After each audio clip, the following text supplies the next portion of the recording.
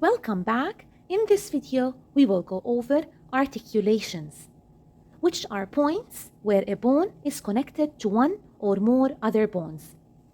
Articulations or joints, they hold the skeleton together and they allow it to be flexible so that body movements can occur. Articulations are classified based on two different methods, based on their structure and based on their function. The three primary structural categories are cartilaginous, synovial, and fibrous. The three primary functional categories are amphiarthrosis, diarthrosis, and synarthrosis. Arthrosis is from joint. All cartilaginous joints have a pad or a plate of cartilage which connects the bones in the joint together.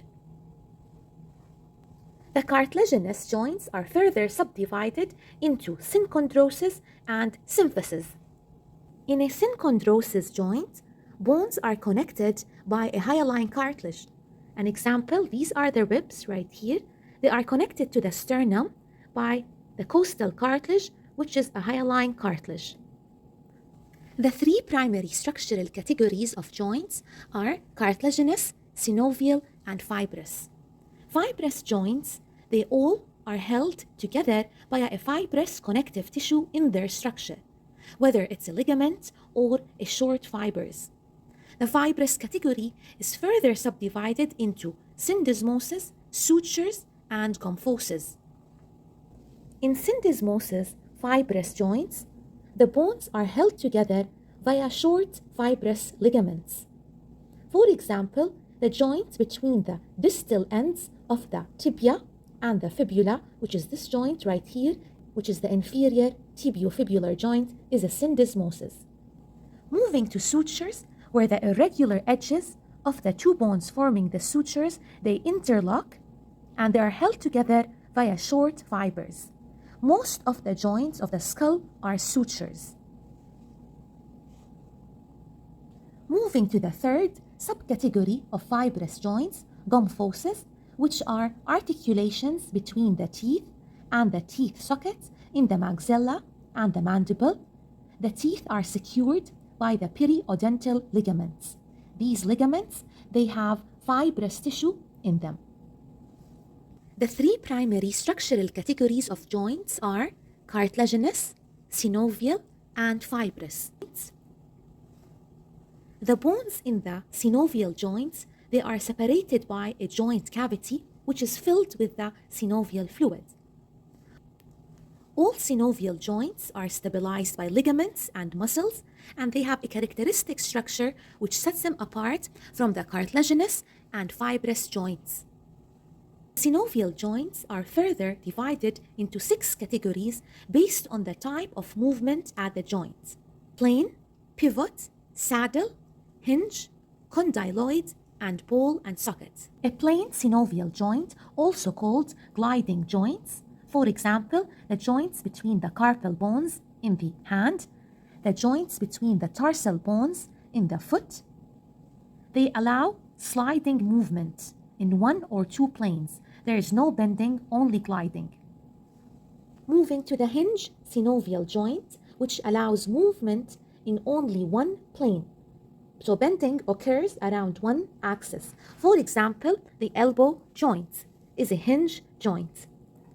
The joints between the phalanges, these joints right here, these are hinge synovial joints. They only allow movement in one axis. Moving to the pivot synovial joints, where rotation occurs around one axis. For example, the joints between the radius and the ulna in the forearm. Another example of a pivot synovial joint is the joint between cervical vertebra number 1, the atlas, and the cervical vertebra number 2, the axis. And this is how the articulation occurs, which allows the rotation of the head around one axis. Moving to the synovial condyloid joints, which are biaxial joints, since bending occurs around two axes. For example, the joints between the metacarpals and the phalanges are condyloid joints.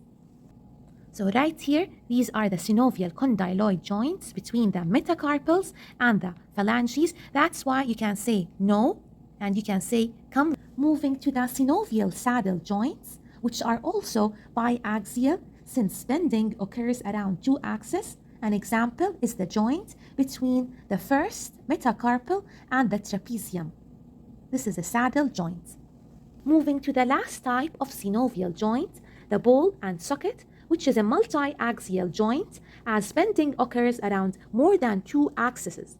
For example, the hip joint and the shoulder joint, they are synovial, ball, and socket. The three primary functional categories of joints based on the movement the joint provides are synarthrosis, amphiarthrosis, and diarthrosis. Synarthrosis are joints that allow little or no movement. For example, sutures, gomphosis, synchondrosis are all examples of synarthrotic joints. Amphiarthrosis are joints that allow some movement. For example, the pubic symphysis, the joints between the vertebra are amphiarthrotic joints. Diarthrosis joints are freely movable joints. For example, all synovial joints are diarthrotic.